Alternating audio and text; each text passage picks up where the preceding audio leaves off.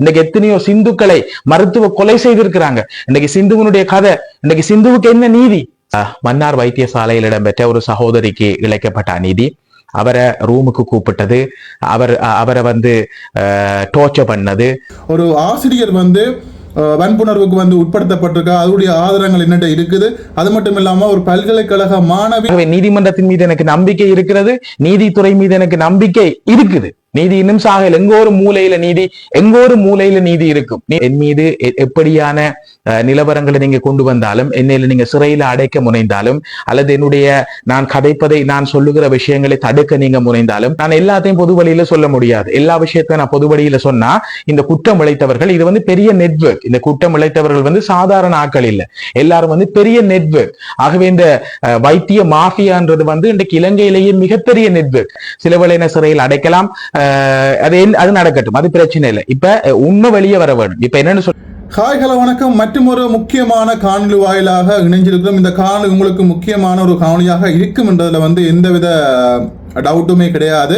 ஏற்கனவே நான் வந்து ஒரு கருத்து வந்து போட்டிருந்தேன். அதாவது மன்னார் பொது வைத்தியசாலையில வந்து பாத்தீங்கன்னு சொன்னா 2 வைத்தியர்களால 10க்கு மேற்பட்ட பெண்கள் வன்புணர்வுக்கு வந்து உட்படுத்தப்பட்டிருக்காங்க. அவங்கள வந்து தவறான நடத்தைகளுக்கு வந்து அழைத்ததாக வந்து ஒரு பெண் அந்த ஒரு குரல் பதிவு வந்து வெளியிட்டிருக்காங்க. அதுவும் குறிப்பா மன்னார் மாவட்டத்தில் இருக்கின்ற ஒரு சீலன் என்ற ஒரு அண்ணா அவரால் தன்னுடைய பேஸ்புக் தளத்துல இவ்வாறான ஆதாரங்களை வந்து வெளியிட்டிருக்காரு. இந்த ஆதாரங்களை வெளியிட்டதால வந்து அவருக்கே வந்து நீதிமன்ற வழக்குகள், காவல்துறையால வந்து கைது செய்யப்படக்கூடிய நடவடிக்கைகள் எல்லாமே வந்து இப்ப இடம்பெற்று கொண்டிருக்கிறது. அதுலயும் குறிப்பா இவர் வந்து மன்னார் வைத்தியசாலையில் இருக்கிற வைத்தியர்கள்லாம் வந்து இப்படி எல்லாம் செய்யறாங்கன்னு சொல்லி இவரும் கதைச்சது மட்டும் இல்லாம அந்த பெண்ணும் வந்து குரல் பதிவு கொடுத்ததுனால வந்து பாத்தீங்கன்னு சொன்னா சீலன் அண்ணாவின் மேல மன்னார் வைத்தியசாலையில வேலை செய்கின்ற வைத்தியர்கள் மன்னார் போலீஸ் நிலையத்தில் போய் கம்ப்ளைண்ட் கொடுத்திருக்காங்க. உண்மையிலேயே வந்து நான் ஏற்கனவே வந்து போட்டிருப்பேன், அங்கே வேலை செய்கின்ற வைத்தியர்கள் அங்கே தங்களுக்கு கீழே வேலை செய்கின்ற தாதியர்களையோ அல்லது அங்கே வேலை செய்கின்ற பெண்களையோ தங்களுக்கு ஆசைக்கு வந்து உடன்படாட்டி அவங்க வந்து பழி வாங்குகின்ற நிகழ்வுகள் வந்து இடம்பெறுகின்றது. தங்களுடைய ஆசைக்கு வந்து அவங்கள வந்து பயன்படுத்தி கொள்கிறாங்க. நிறைய பேர் வந்து சொல்ல முடியாத துயரத்துல வந்து வாய்க்குள்ள போட்டு முணுங்கி கொண்டு இவ்வாறான விடயங்களை வந்து மேற்கொள்வதாகவும் வந்து கூறப்படுகின்றது. இதுல இருந்து ஒரு பெண் வந்து தைரியமாக வெளிவந்து இந்த சீலன் என்ற அண்ணாவிடம் வந்து அந்த ஒரு குறிப்பிட்ட நடந்த சம்பவங்களை வந்து குரல் பதிவு மூலமாக சொல்றாங்க. இதன் மூலமாக அந்த குரல் பதிவை வந்து தன்னுடைய பேஸ்புக் தளத்தில் கதைச்சு அந்த குரல் பதிவை வந்து அந்த சீலன் என்ற ஒரு அண்ணாரோட வந்து துணிச்சலாக வந்து போட்டிருந்தாரு. இப்போ வந்து என்ன விஷயம், இதுக்கு பிறகு என்ன விஷயம் என்று சொல்லி பார்த்தீங்கன்னு சொன்னா, இந்த குரல் பதிவை வெளியிட்டதுனால வைத்தியர்கள் வந்து அவர் மேல சீலன் என்ற ஒரு பேரை குறிப்பிட்டு போலீஸ் நிலையத்தில் வந்து கம்ப்ளைண்ட் கொடுக்குறாங்க. இவரை வந்து கைது செய்யுமாறும் வந்து தேவையில்லாத விடயங்களை வந்து இவர் வந்து பரப்பி கொண்டிருக்கிறார், பொய்யான தகவல்களை வந்து பரப்பி கொண்டிருக்கின்றார் என்ற பொய்யான குற்றச்சாட்டை முன்வச்சு இப்படியான ஒரு விடயம் வந்து நடந்து கொண்டிருக்குது. அதுலேயும் குறிப்பாக இன்றைய நாளில் அந்த அண்ணா வந்து அந்த பதிவை வந்து போட்டிருக்காரு. அது மட்டும் இல்லாமல் ஒரு சிலர் வந்து கேட்டிருந்தாங்களாம், ஏன் இப்படியான குரல் பதிவுகளை வந்து பப்ளிக்கில் வந்து போடுறீங்க அப்படின்னு மேடியும் வந்து அவங்கள வந்து கேட்டிருக்காங்க.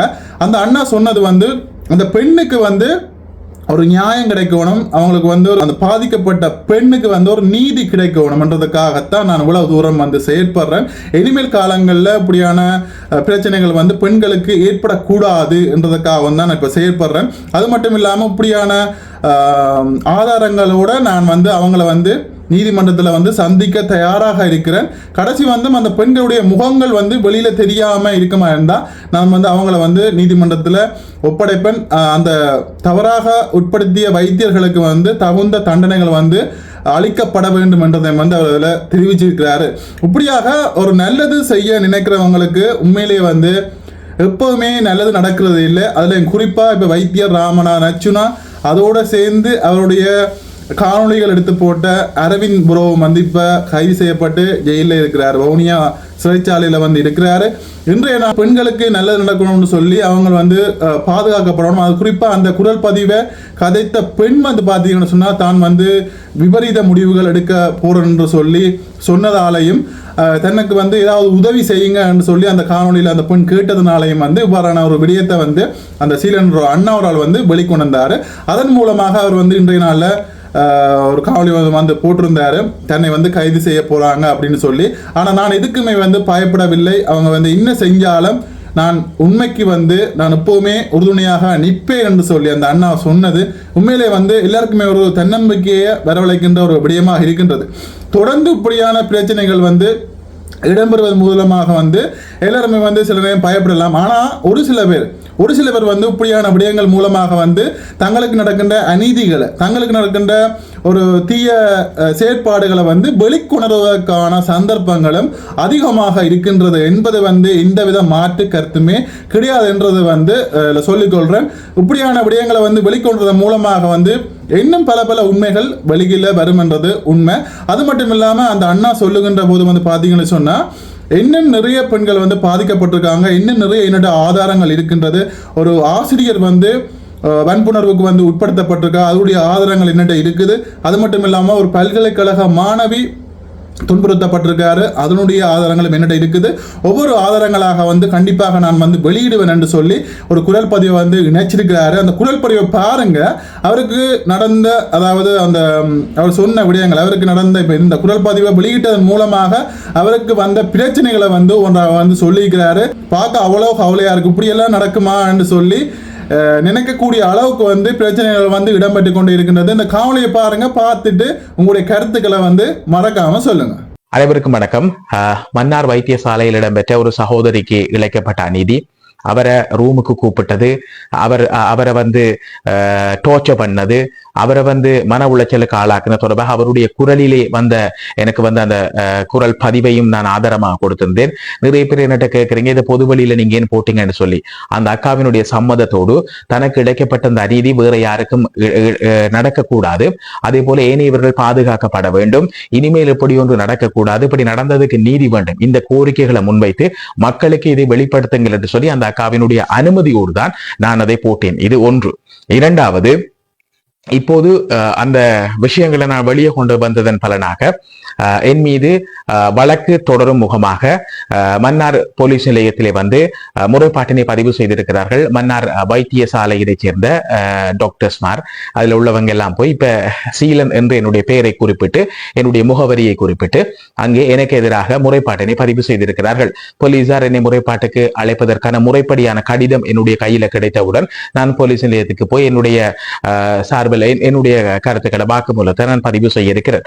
அதே போல செல்வம் அடைக்கலநாதன் நாடாளுமன்ற உறுப்பினர் அவர்கள் சபாநாயகரிடம் என்னுடைய முகநூல் கடைக்கை முடக்க வேண்டும் என்று சொல்லி பார்லிமெண்டத்தில் கடிதம் மூலமாக சபாநாயகருக்கு அறிவித்திருந்தார். அதனுடைய விளைவாக முருங்கன் போலீஸ் நிலையத்திலும் அவர் சார்பில் போய் ஒருவர் எனக்கு எதிராக வாக்குமூலத்தை முறைப்பாட்டை பதிவு செய்திருக்கிறார். அப்ப முருங்கன் போலீஸிலிருந்து எனக்கு அழைப்பு வந்திருக்கிறது, 2 தொலைபேசி இலக்கங்களிலிருந்து எனக்கு அழைப்பு வந்தது. ஆகவே இப்படி நிலவரங்கள் சென்று கொண்டிருக்கிறது. இப்ப நான் என்ன சொல்றேன்னு சொல்லி சொன்னா, என் மீது எப்படியான நிலவரங்களை நீங்க கொண்டு வந்தாலும், என்னையில நீங்க சிறையில அடைக்க முனைந்தாலும், அல்லது நான் கதைப்பதை, நான் சொல்லுகிற விஷயங்களை தடுக்க நீங்க முனைந்தாலும், ஏதோ ஒரு வழியில் என்னுடைய தகவல்களை நான் வெளியே கொண்டு வந்து கொண்டே இருப்பேன். இன்றைய தினம் கூட ஒரு ஆசிரியருக்கு கிடைக்கப்பட்ட அநீதி தொடர்பாக ஆதாரங்கள் எனக்கு கிடைக்கப்பட்டிருக்கிறது. அதுவும் அவங்களை வந்து ஏமாற்றப்பட்டிருக்கிறாங்க. அவங்க வந்து சொல்லனா பாலியல் துன்பத்தை அனுபவித்திருக்கிறாங்க. ஒரு டீச்சர், அவங்கள விஷயம் என்னட்ட இருக்குது. அதே போல இன்னும் ஒரு கேம்பஸ் மாணவி, அவருக்கு கிடைக்கப்பட்ட அநீதி, இப்படி நிறைய நட்ட இருக்குது. ஒவ்வொன்றையும் நான் வெளியே கொண்டு வரதால பல்வேறுபட்ட சிக்கல்கள் வருகிறது. அதை பற்றி பிரச்சனை இல்லை. இப்ப நான் சொல்ல வர விஷயம் என்னன்னு சொல்லி சொன்னா, இந்த வைத்தியசாலையில அந்த அக்கா அவனுடைய நிலவரம் தொடர்பாக நான் இப்ப சொல்லக்கூடிய ஒரு விஷயம், இன்றைக்கு போலீஸ் நிலையத்தில் அவர்கள் தங்களுடைய வாக்குமூலத்தை என் மீதான குற்றச்சாட்டை முன்வைத்திருக்கிறபடியால நான் எல்லாத்தையும் பொது வழியில சொல்ல முடியாது. எல்லா விஷயத்தையும் நான் பொது வழியில சொன்னா இந்த குற்றம் இழைத்தவர்கள், இது வந்து பெரிய நெட்வொர்க். இந்த குற்றம் இழைத்தவர்கள் வந்து சாதாரண ஆட்கள் இல்லை, எல்லாரும் வந்து பெரிய நெட்வொர்க். ஆகவே இந்த வைத்திய மாஃபியான்றது வந்து இன்றைக்கு இலங்கையிலேயே மிகப்பெரிய நெட்வொர்க். ஆகவே அதுக்கு எதிராக நான் ஒரு துரும்பு மானியோரால், நான் ஒரு துரும்பு. ஆகவே அவர்களுக்கு எதிராக எல்லா விஷயத்தையும் கொண்டு வெற்றி கொள்ள வேண்டிய தேவை இருக்கிறபடியால, பாதிக்கப்பட்டவர்களுக்கு நீதி கிடைக்க வேண்டும் என்றபடியால, இந்த மன்னார் மாவட்டத்தின் மீது அக்கறை கொண்டவன் என்ற வகையில நான் வந்து சில விஷயங்களை வந்து பொதுவெளியாக வெளியில சில பேர் சொல்லுவாங்க, நம்ம இந்த பப்ளிசிட்டிக்காக அல்லது சமூக வலைதளத்துல காசு தருவதற்காக இப்படி எல்லாம் செய்யறோம். ஒண்ணுமே இல்லை. நான் கடவுள் சத்தியமா சொல்றேன், ₹1 காசு நான் சமூக வலைதளத்துல நான் இதுவரைக்கும் பெற்றுக் கொண்டதில்லை. எதுலயோ நான் எந்த காசுல டேட்டா போட்டு எந்த டேட்டா காசை போட்டு தான் நான் இது செய்யறேன். சரிதானே? நான் சமூக வலைதளத்தில் ₹1 நான் சம்பாதிக்கல, அல்ல எந்த ஒரு நிறுவனத்திட்டையும் ஆர்டிஓவற்றையும் ₹1 இன்னும் சம்பளம் வாங்கல. சரிதானே? அப்ப நீங்க நான் ஒரு உழைப்புக்கு உப்படைப்புக்கு அதை செய்யறேன்னு சொல்லி நீங்க தவறான நினைப்பீங்களா இருந்தா அது ஒரு பிரச்சனை நீங்க நினைச்சு கொண்டு போங்க. கடவுள் இருக்கிற அந்த மனசாட்சிக்கு விரோதமா எதையுமே செய்ய இல்லை. ஆகவே நான் இது தொடர்புல வந்து இந்த வட பகுதியில் இருக்கக்கூடிய அல்லது மன்னார் நேசிக்கக்கூடிய சட்டத்தரணிகள் அல்லது யாராவது சட்ட ரீதியாக நான் இந்த நீதிமன்றத்துக்கு இதை கொண்டு போறதுக்கு நான் தயாரா இருக்கிறேன். இப்ப வழக்கு அவங்க தொடுக்க போறாங்க தானே, அப்ப நான் நீதிமன்றத்துக்கு போக நான் தயார். சில வேளையின சிறையில் அடைக்கலாம், அது நடக்கட்டும், அது பிரச்சனை இல்லை. இப்ப உண்மை வெளியே வர வேண்டும். இப்ப என்னன்னு சொல்லி சொன்னா சாட்சிகளை நான் நீதிமன்றத்துக்கு கொண்டு வரதுக்கு தயாரா இருக்கிறேன். சரிதானே? சாட்சியை நீதிபதிக்கு முன்னால கொண்டு வரக்கு தயாரா இருக்கிறேன். ஆனால் பொதுவெளியில் அவர்களுடைய முகம் காட்டி அந்த குறித்த சாட்சிகள் வந்து தோன்றுவதை நான் விரும்பல. ஏனென்று சொல்லி சொன்னா அவர்களுக்கு குடும்பம் இருக்கிறது. நாளைக்கு அவங்கள போட்டோஸை போட்டு அவங்கள டோர்ச்சர் பண்ணி இப்ப சாக இருக்கிறவங்கள உயிரோட பல தடவை எங்கடாக்கள் சாகடிச்சு போடுவீங்க. சரிதானே? நான் மெயினா வந்த கணம் அந்த அக்காவினுடைய உயிர் பறிபோக்கூடாது என்பதுதானே என்னுடைய ஒரு தான்மீக பொறுப்பு. ஆகவே அந்த அக்காவையும் நான் பாதுகாக்கணும், அந்த அக்காட ஜொப்பையும் நான் பாதுகாக்கணும். இப்படி அவங்களையும் பாதுகாத்து கொண்டு இதுல வெற்றியும் கொள்ள வேணும் நீதிமன்றத்தினூடாக. ஆகவே நீதிமன்றத்தின் மீது எனக்கு நம்பிக்கை இருக்கிறது, நீதித்துறை மீது எனக்கு நம்பிக்கை இருக்குது. நீதி இன்னும் சாகல். எங்கோ ஒரு மூலையில நீதி இருக்கும், நீதி சாகாது. ஆகவே நான் கோரிக்கை விடுறது என்னன்னு சொல்லி சொன்னா இந்த வழக்கு வார நேரம் ஜட்ஜிட சேம்பருக்குள்ள ஜட்ஜினுடைய பிரத்யோகமான அந்த ஜட்ஜி மட்டும் அவங்கள விசாரணை செய்யக்கூடிய ஒரு நிலவரம் தோன்றுமாக இருந்தால் நான் சாட்சியை நீதிமன்றத்துக்கு கொண்டு வரக்கு தயாராக இருக்கிறேன். சரிதானே? ஆகவே இது தொடர்பில் எனக்கு உதவக்கூடிய சட்டத்தரணிகள் என்னட்ட காசு செலவழிச்சு லோயர்மார் பிடிக்கிறதுக்கு என்னட்ட காசு இல்ல.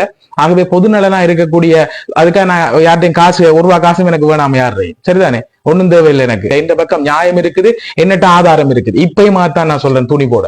சரிதானே?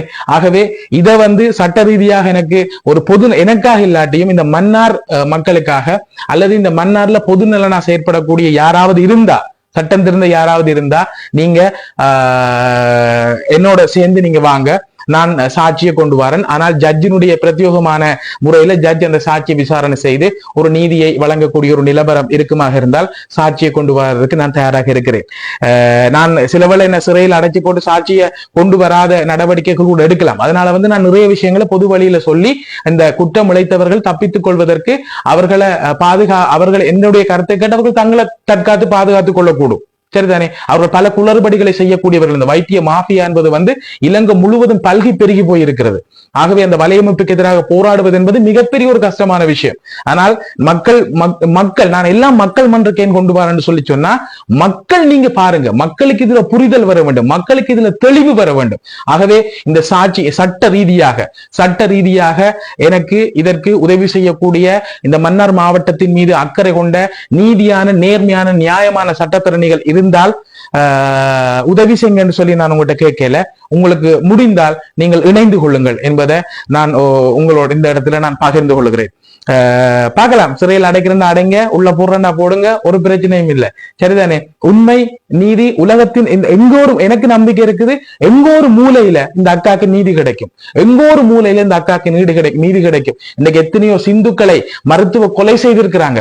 இன்னைக்கு சிந்துவனுடைய கதை, இன்னைக்கு சிந்துவுக்கு என்ன நீதி கிடைக்க போகுது? பொது அமைப்புகள் அப்படி இப்படின்னு சொல்லி வாய்ச்சவரால் விடக்கூடியவர்களுடைய செயல் நிறைவேற்றம் என்ன?